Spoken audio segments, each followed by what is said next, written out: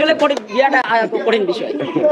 এবার আমি তো ছোটকাল থেকে ফুটবলে ভক্ত, ফুটবল খেলা নিয়ে আমি সবসময় থাকতাম, যার কারণে আমার মনে প্রাণে আর্জেন্টিনার খেলা দেখতাম, আর্জেন্টিনার খেলা দেখে আর্জেন্টিনার প্লেয়ারদের খেলা দেখতাম, খেলা দেখে খেলা ভালো লেগেছে। তো সে থেকে আমি আর্জেন্টিনার একজন ভক্ত হয়েছে। তারপর থেকে আমি মনে প্রাণে করেছি যে আর্জেন্টিনার আমার বাড়িগুলো রং করবো, পাশে বাড়ি আর যে আছে সেগুলো আমি রং করার চেষ্টা করেছি এবং দুইটা বাড়ি রং করে দিয়েছি। এটা আমার মানে নিজস্ব ভাষা। ধরনের উল্টাপাল্টা কথা অনেকে মানুষ বলতে পারে, কিন্তু আমার মনে থেকে আমার ভালো লাগছে, তা আমি এগুলো করেছি। আবার অনেকে বলছে না খুব সুন্দর হয়েছে, খুব ভালো হয়েছে, আমি উৎসাহ পাচ্ছি। আবার কেউ বলছে না এগুলো উচিত না, এটা আমি কিছু মনে করছি না। প্রশংসা বেশি পাচ্ছেন নাকি প্রশংসাটা আমি বেশি পাচ্ছি। তাদেরকে আমি খুব ধন্যবাদ জানাচ্ছি। তাদের আমার বাড়িতে আসছে, ছবি উঠছে, বেশ ভালো লাগছে আমার কাছে।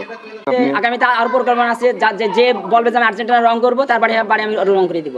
বিশ্বকাপে যদি আর্জেন্টিনা কাপ পায় তাহলে নাকি আপনি বিবাহ করবেন। এখন আপনি কুমার আছেন, চিরকুমার আছেন, এটা নাকি আরেকটা এইবারের বিশ্বকাপ যদি 26টা যদি আর্জেন্টিনা পায় তাহলে করবেন, এটা কতটুকু সত্য যদি বলতেন? আসলে আমি বিয়ে করিনি, কিন্তু বিয়ে করাটা আমার কাছে খুব কঠিন মনে হয়।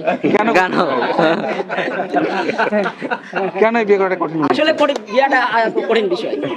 আপনি কি বোঝাতে চাচ্ছেন যদি বিয়ে করতেন তাহলে হয়তো বা এই কাজটা করতে পারতেন না, এই যে রং করতেছেন বা সেখানে আপনি কি কথা দিচ্ছেন যে এবারে বিশ্বকাপ পাইলে আপনি বিয়ে করবেন? ইনশাআল্লাহ কথা দিচ্ছি।